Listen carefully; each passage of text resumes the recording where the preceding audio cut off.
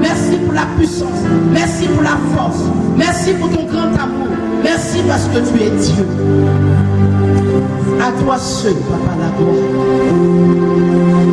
À toi seul l'autorité. À toi seul l'amour. Sans toi, Papa, nous ne sommes rien. Que la chair se taise. Que ton Esprit Saint prenne le contrôle de ce lieu de nos cœurs. Merci Seigneur pour ton amour. C'est pourquoi pour t'honorer, pour te donner toute la gloire, pour te donner la place de Dieu, mes frères et sœurs et moi, nous allons acclamer Dieu là où nous sommes assis. Nous disons que Papa est le Dieu merveilleux, c'est le Dieu grand. Oh yes. Alléluia. On me dit qu'il reste 10 minutes. C'est pas grave. Alléluia. Alors aujourd'hui, c'est l'apothéose. Et le thème général qui nous a réunis pendant 4 semaines, tout le long de ce mois de carême,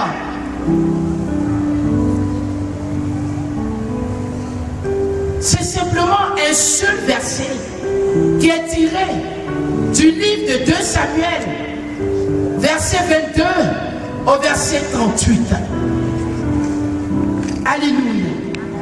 La parole de Dieu va sortir du livre des grands prophètes, des grands hommes de Dieu, qui a une histoire, qui a une particularité dans notre vie. Samuel n'était pas n'importe qui. Samuel a une naissance particulière, une vie particulière, un ministère particulier.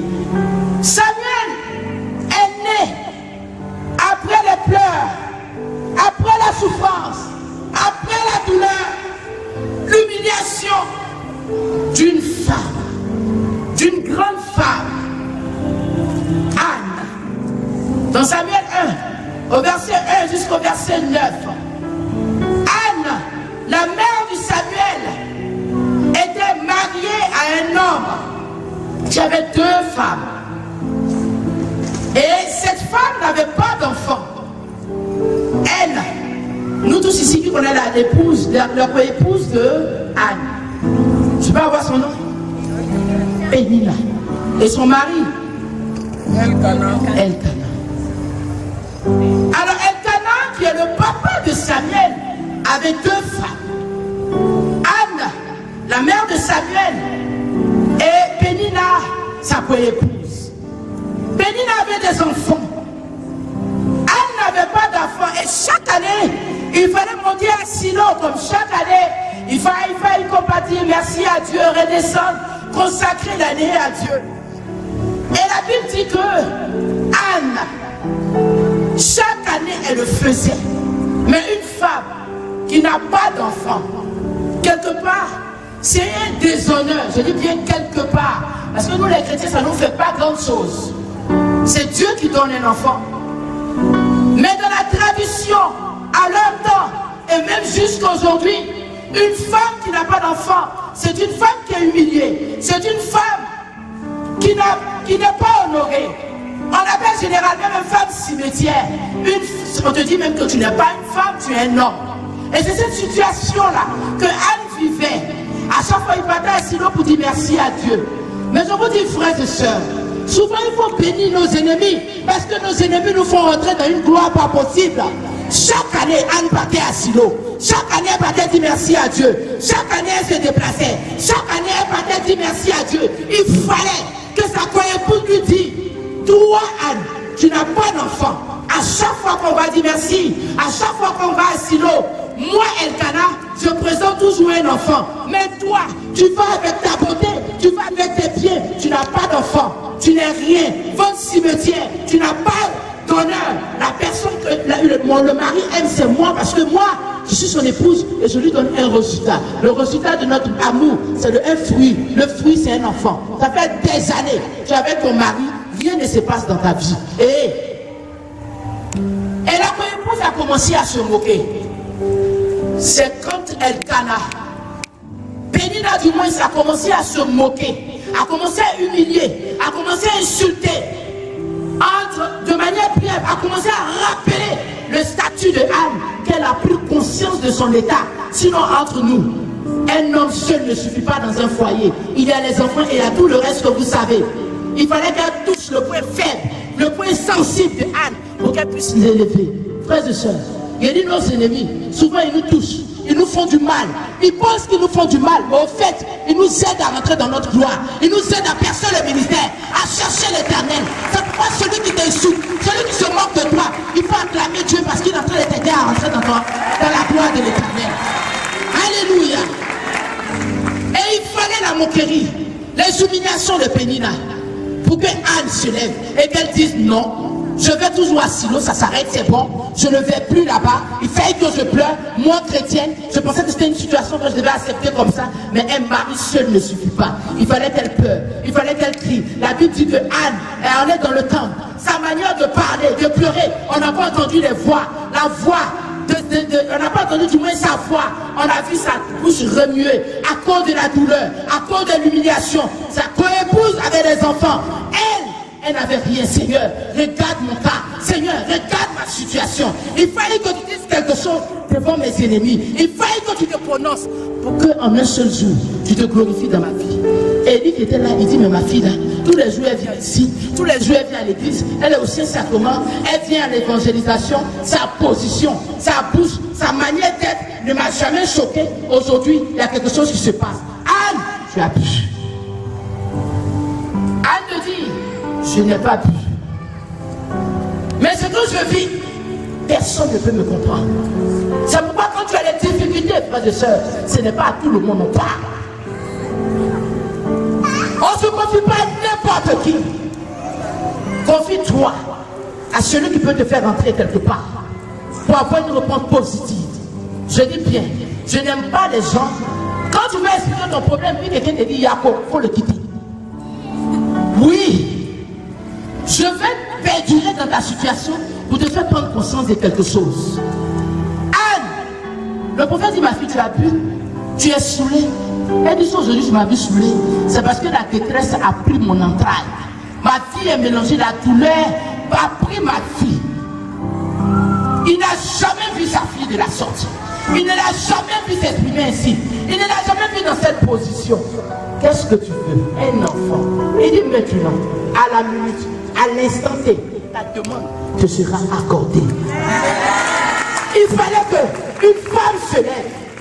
Il fallait qu'un ennemi se lève. Lui fait des projets pour détruire nos fêtes. Si tu as des yeux spirituels, il est en train de tout faire pour arranger. Alléluia. Sarah a eu jusqu'à 7 mariages. Jusqu'à 7 mariages, ses parents étaient en train de la dorloter et en train de lui donner des paroles de consolation. Jacob, le premier ça va aller, il est mort. Le deuxième ça va aller. Le troisième ça va aller. Le quatrième ça va aller. Le cinquième ça va aller. Il fallait une servante pour lui dire, hey, c'est toi qui as la base de la mort de tes enfants, de tes maris, pour qu'elle se lève. Une servante, elle n'est rien. Une servante, c'est la minorité. Une servante, c'est un peu l'esclave. Une servante n'a pas de droit. Une servante ne fait qu'obéir. Une servante suit les positions et les paroles, les recommandations de son maître. Une servante ne doit pas donner des ordres à son maître. Mais quand une servante s'érige en maître, quelque part, l'on dirait il y a une désobéissance. Il y a un manque de respect. Mais souvent, les plus petits nous enseignent des leçons. On pense qu'ils parlent mal. On pense qu'ils nous font des blessures. Mais en fait, si tu as des yeux spirituels, c'est cette personne qui va te faire rentrer dans un ministère pour avoir un véritable témoignage. Tout le monde disait Jacob à Sarah. Il fallait une servante pour lui dire la vérité. Et quand la servante a dit, c'est toi qui tues tes mains. Tu parles tout le matin, midi, soir là. Ta bouche là. Tes vernis que tu mets là. Tu n'es rien, tu n'as rien. Nous, les servantes, on a enfant, on n'a pas l'argent. Mais tu n'as rien. C'est toi qui as tout. Mais tu tues les maris. Tu es seul. Et puis en plus, c'est pas que quand il dédrague, il meurt. Mais on finit de faire le mariage. On a fini de manger, on a fini d'inviter la communauté internationale. Tu vas à l'hôtel et puis tu meurs. Toi, tueuse de mari. Ça fait mal. La Bible dit, quand la parole est rentrée dans la tête de Sarah, elle est montée dans la chambre. Elle a dit à Dieu, la mort est mieux. Une insignifiante comme ça me dire ça. Mais la mort est mieux. L'humiliation est trop grande. La honte est trop. Seigneur, je souffre comme tu vois. Mon mari meurt. Tu vas me dire que Sarah priait tout le temps. Mais pourquoi la prière d'aujourd'hui a porté? Parce qu'hier on lui disait Yacob. Ça va aller. Il ne faut plus me dire ça va aller. Il faut m'insulter. Il est parti devant. Alléluia. Quand Sarah s'est levée, elle a crié à l'Éternel. La Bible dit, à la même nuit, le Seigneur a dépêché l'ange Raphaël pour lui apporter l'homme qui devait l'épouser, s'appelle Tobie. Elle s'est mariée, Tobie n'est pas mort. Acclame Dieu, nos ennemis nous font souvent du bien. Samuel est né ainsi. Dieu a accordé la demande à Anne et elle a eu Samuel. Samuel a vaincu toutes les difficultés sur cette terre. Il a combattu. Il allait en guerre. Il a eu souvent des pertes. Mais souvent aussi la joie sur les démons. Frères et sœurs, si j'étais venu un peu tôt, j'allais prendre tout mon temps. Mais le peuple d'Israël, j'ai retenu deux choses. Et mes sœurs du membre du noyau, retenons deux choses dans notre vie spirituelle. Le peuple Israël que nous sommes, le peuple hébreu que nous sommes, il y a deux cas. De l'Ancien Testament jusqu'à la fin de l'Ancien, jusqu'à l'Apocalypse, il y a deux choses. Soit Dieu est fâché contre nous parce qu'on a péché. Deuxième chose, on est toujours dans le combat. Le peuple hébreu est resté dans le combat depuis l'Égypte jusqu'à sa libération. Quand ils font un truc, on dit Dieu est fâché. Quand il y a quelque chose, Dieu est fâché. Et on leur demande de se repentir. Quand ils viennent, ils vont se repentir un peu. Dieu soulève un peu l'ascension. Et puis les aides. Quand ils sortent un peu, il y a le combat spirituel. Il y a toujours quelque chose. Alléluia. C'est ce que moi j'ai retenu de la vie spirituelle. Alléluia. Alors ils ont combattu. Le peuple hébreu avait deux ennemis. C'est les Philistins et les Ammonites. Le Philistin, il avait une grande partie de là où il vivait. Quand tu as une grande partie, tu as l'autorité, tu as la force, tu as la joie, tu as tout, tu donnes, c'est toi qui donnes les ordres. Le peuple hébreu était un peuple qui était dans la minorité. Comme nous les chrétiens. Nous ne sommes pas nombreux. Hein. Chrétiens, on n'est pas nombreux. Chrétiens, on n'est pas beaucoup. Mais chrétiens, on remplit l'église. Chrétiens, on n'est pas beaucoup. Et les vrais chrétiens sont toujours combattus pour leurs propos, pour leurs principes, pour leur manière d'être. Et le peuple Israël, le peuple hébreu était combattu. Le peuple hébreu était du moins toujours dans la souffrance. Il vivait même en esclavage depuis le peuple, depuis l'Égypte. Le peuple hébreu vivait comme des esclaves au temps du roi. Être esclave, frères et sœurs, c'est ne pas dire mot. Ne pas être ce que tu es. Tu n'as pas, tu ne peux pas ouvrir ta bouche. Tu ne peux rien dire. Toi, tu es esclave, tu vas dire quoi? L'esclave n'a pas de parole. Il n'a pas de proposition à donner. Il n'a aucune suggestion à donner. Il n'a rien. Il n'a rien. Le maître agit sur ta vie comme il veut, quand il veut. S'il dit toi, tu ne vas pas travailler, tu ne vas pas travailler. Toi, tu ne vas pas te marier, tu ne vas pas te marier. Même quand tu l'avais, tu as des enfants, il dit allez debout. Je vais t'envoyer, tu vas tout laisser. Et c'est comme ça que les Philistins avaient assujetti, avaient agi dans la vie du peuple d'Israël. Ils ne pouvaient pas parler, surtout qu'ils avaient tout l'argent, ils avaient l'armement, ils avaient vraiment l'armement, ils avaient la force, ils avaient les grands militaires. Et ils avaient l'autorité. Et ils pouvaient agir sur la vie de qui ils veulent, frères et sœurs. Les Philistins aujourd'hui existent. C'est vrai que nous ne sommes pas dans un pays où nous ne sommes plus Philistins. Mais les Philistins, il y en a beaucoup dans notre famille. Il y a des sorciers, il y a des gens qui sont jaloux, il y a des gens qui ne veulent pas notre bonheur, il y a des gens qui décident sur notre vie, il y a des gens qui ont notre statut, qui ont le scalaire de notre fille, parce qu'on leur a donné l'occasion. Ils sont là, et ils disent personne ne se marie dans une famille, personne ne se marie, personne ne doit travailler, personne ne doit travailler, personne ne va aller quelque part, personne ne va aller quelque part, personne ne va devenir quelqu'un, personne ne va aller quelque part. Ça, c'est les Philistins. C'est les Philistins qui sont dans nos familles, qui sont dans notre travail, qui sont dans nos foyers, qui sont dans nos maisons, parce qu'ils ne veulent pas qu'on aspire à la joie et à la liberté. Ah, les Philistins. Le Philistin, il a ordre sur ta vie. Et il décrète des lois. Il crée même des procédures sur ta vie. Toi, enfant de Dieu, parce que tu ne peux pas parler.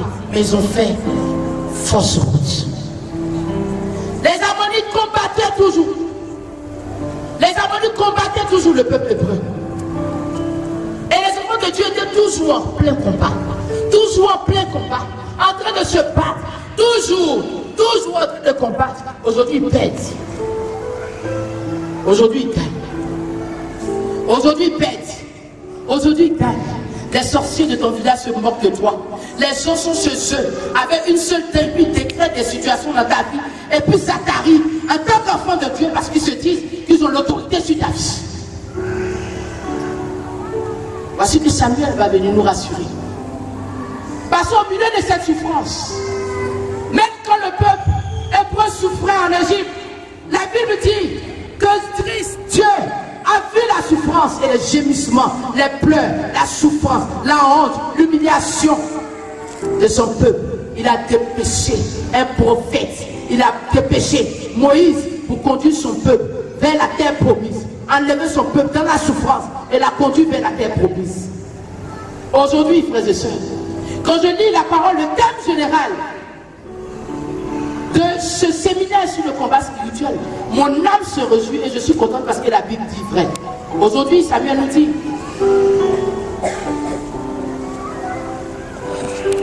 je poursuis mes ennemis. Je dis les ennemis. Je poursuis les ennemis. Je les détruis. Poursuivre son ennemi. Ça veut dire que tu connais ton ennemi. Tu connais ta situation. Et il y a des gens qui aiment la souffrance, ou du moins il y a des gens qui ne savent pas qu'ils souffrent. Exemple, Anne et Sarah. Il fallait qu'il y ait quelque chose qui fait prendre conscience. Et parmi nous, il y a des gens qui sont heureux dans la situation qu'ils sont. C'est pas parce qu'ils sont bêtes, mais celui qui a l'autorité sur leur vie les amène à croire que ça va aller.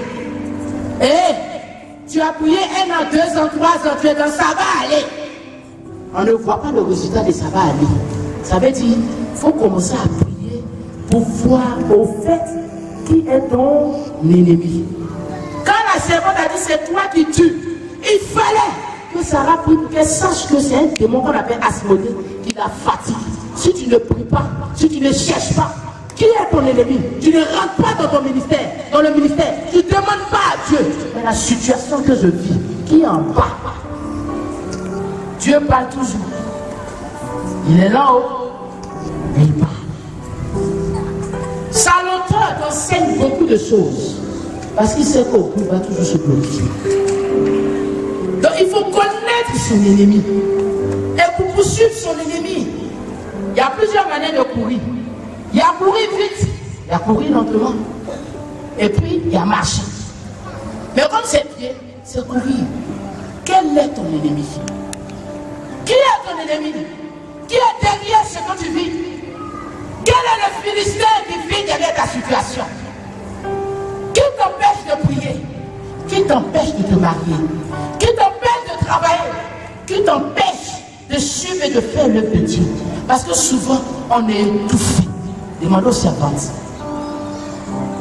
C'est pourquoi, frères et sœurs, j'ai dit quand il y a épreuve, il ne faut pas courir pour dire c'est malédiction. Il ne faut pas courir pour justement pouvoir dire que c'est démon.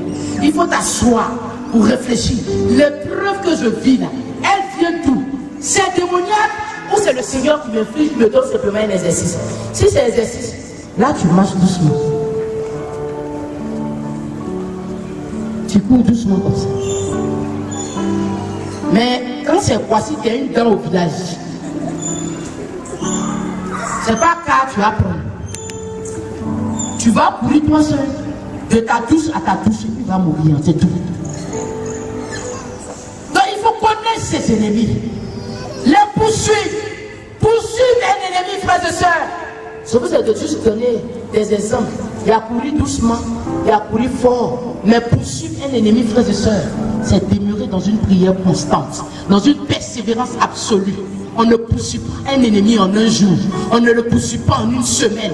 Quand tu veux avoir quelque chose de la part de Dieu, quand tu veux avoir le succès, quand tu veux dominer un ennemi, quand tu veux l'écraser, ta course, c'est la prière et la persévérance. Il ne faut pas lâcher. C'est pourquoi Samuel dit, j'attrape les ennemis, je les poursuis, je les attrape. Tant que je n'ai pas fini avec eux, je ne les laisse pas. Ça veut dire quoi? L'ennemi va faire tout ce qu'il peut faire. Mais moi, en tant qu'enfant de Dieu, je reste serein. Je reste serein dans le peuple. Je reste serein dans ce combat. Parce que je sais que ce n'est pas moi qui vais le combattre. David est resté serein devant Goliath. Il savait sur qui il comptait. Goliath comptait sur quelque chose. David aussi comptait sur quelque chose. Le petit David, tout le monde a parlé. On dit non, il poursuit les lions. On dit il est dernier, c'est un berger. On dit il est petit, il est comme ça. Il a fait pipi hier. Mais on le connaît. Lui là, qu'est-ce qu'il peut faire? Ses frères font ceci. David savait sur qui compter. Le silence de David a été beaucoup significatif. Son silence, c'est de voir qui est l'ennemi. Ah, c'est Goliath. Il a habillé comment? Quelle est sa faiblesse? Quelle est sa force? Son silence. Pour étudier qui est véritablement son ennemi. Et il sait qu'en le poursuivant par la prière. Et la prière, c'est s'adresser à qui? C'est à l'Éternel des armées. Celui qui est capable de combattre pour nous. Et il gagne toujours. C'est à lui. C'est à lui qu'il fallait se confier. Et il était rassuré. Parce que celui qui met sa confiance en l'Éternel des armées dans un combat a toujours la victoire. C'est pourquoi il a dit, moi le petit David, je reste serein. Je reste serein. Parce que j'ai mon ennemi en face de moi. Par mon savoir, par tous les enseignements que j'ai, je l'ai poursuivi. Goliath, tu es devant moi aujourd'hui. Aujourd'hui, je vais t'attraper.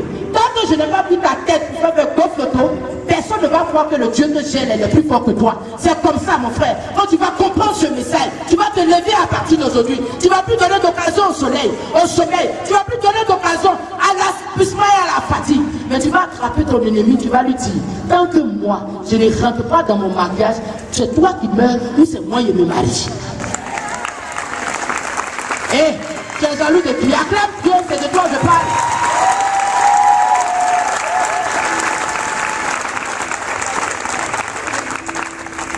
Le secret de Mike Tyson, il dit, je ne viens pas au combat comme ça. On dit, tu vas te battre un temps. Mais tu prends ton temps pour étudier les stratégies de la personne. Mais nous, là, comme on n'aime pas là, hein, il part, ici, tu es mort. C'est comme ça le diable fait. Il dit c'est là. Oh, un châtiment. Sors, dégage, pousse, je te punis, je te frappe, je te tape. Il dit tout ça. Et puis elle met dans ce dedans. Comment il vient mon petit coup? Il fait pas. C'est fini, elle va pleurer. Le nom de Dieu même qu'elle prononce là. Elle n'est même pas sûre de la puissance même de ce nom même qu'elle prononce. Ceux qui font l'exorcisme disent le démon. Demandez au Père Nyava. Et à tous ceux qui ont l'habitude de... Je lis souvent les livres d'exorcisme. Le diable n'aime pas entendre.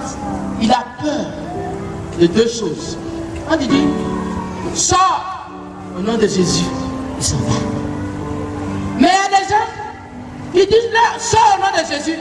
C'est là même le diable même pas pour se lève deuxième bras là pour dire, faut pas là encore. Parce que tu n'es pas sûr de ce que tu dis. Tu ne connais pas le nom de celui que tu prononces. Tu ne connais pas du nom, du moins, le Christ, tu ne le connais pas. Tu ne connais pas la puissance de Dieu. Tu prononces son nom en vain. C'est pourquoi dans les 10 commandements, tu n'as pas dit le nom de Dieu en vain. On ne le connaît pas. On prononce son nom partout. Même les féticheurs prononcent. Il n'y a aucun effet. Féticheur dit Dieu, toi tu dis Dieu. Entre vous deux, qui a la puissance? C'est celui qui crée véritablement l'éternel. C'est celui qui va avoir la puissance du nom de Dieu dans sa vie. Alléluia. L'ennemi, il n'est rien. J'ai dit, souvent quand tu t'assois, tu te dis souvent, ça dépend des difficultés que tu as eues dans la vie. Hein. Il y a des gens qui t'ont maltraité. Hier, tu disais maltraiter, mais aujourd'hui, tu peux dire non, parce que si tu n'avais pas maltraité, tu n'allais pas devenir ce que tu es devenu aujourd'hui. Oh, acclame Dieu, je dis la vérité. Il fallait qu'une femme te dise tu n'as rien, tu ne vaux rien. Il fallait qu'une femme te dise je te quitte parce que tu n'as rien. Pourquoi tu cherches travail? Il fallait qu'on te maltraite. Il fallait qu'on t'insulte. Il fallait qu'on crie sur toi pour que tu prennes conscience que tu dois changer. Sinon, il y a des gens qui ne savent pas l'importance d'autrui. Souvent, dans un foyer où tu as fait 100 ans de concubinage, quand tu prends ton bagage un jour, ton mari va prendre conscience demain que tu es une femme imparfaite. Non, je vous dis la vérité. C'est malade qui bloque l'homme. Il faut que ton patron te dise tu travailles mal. Maintenant que tu fournis tous les efforts pour que tu prennes conscience que tu dois être parfait. Tu fais tous les efforts. On va te critiquer. On va t'insulter. Tu vois ça des injures. Mais en fait, on est en train de préparer ton élévation. Le service dans lequel tu es, qui t'a dit que tu vas rester là-bas jusqu'à ta mort. Et là, c'est simplement. Demain, tu vas accepter un responsable qui ne va même pas parler sur toi. Que les autres t'insultent. Que les autres disent ce qu'ils veulent de toi. Que les autres te critiquent comment tu veux. Mais quand tu pleures, dis Seigneur merci pour mon ennemi. Parce qu'il me fait prendre conscience que je suis un être humain. C'est pourquoi je pleure. Mais tu as dit dans ta parole, la chair est faible, mais l'esprit est ardent. Papa, je te dis merci pour la vie de cet ennemi. Parce qu'il me fait prendre conscience qu'il y a des choses qui ne vont pas dans ma vie. J'ai une bergère là qui dit, quand je plains, lui là m'a frustré, lui là m'a blessé. Elle dit au fait, ce n'est pas une blessure. Tu penses que tu es guéri, mais ton frère est en train de te sanctifier. Et là, comment elle a jugé le problème? Au début, ça nous énervait, mais après, on a compris. Et si guéri, et si guéri, et si guéri. Mon mari, je l'aime, je l'aime. Laisse-le, va aller chercher femme ou Dieu va venir, tu vas voir si tu l'aimes. Vous voulez que Dieu éprouve ton amour pour lui, pour comment? Quand il va sortir pour un 5 go, ta bouche n'a qu'à dire je. Acclamer Dieu, je dis là.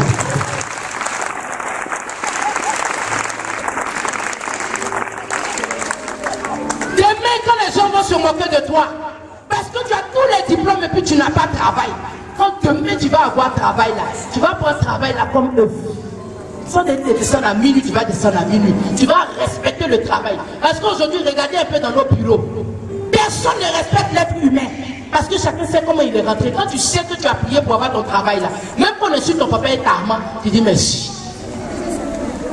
C'est pourquoi tout le monde est poli, parce que personne ne prend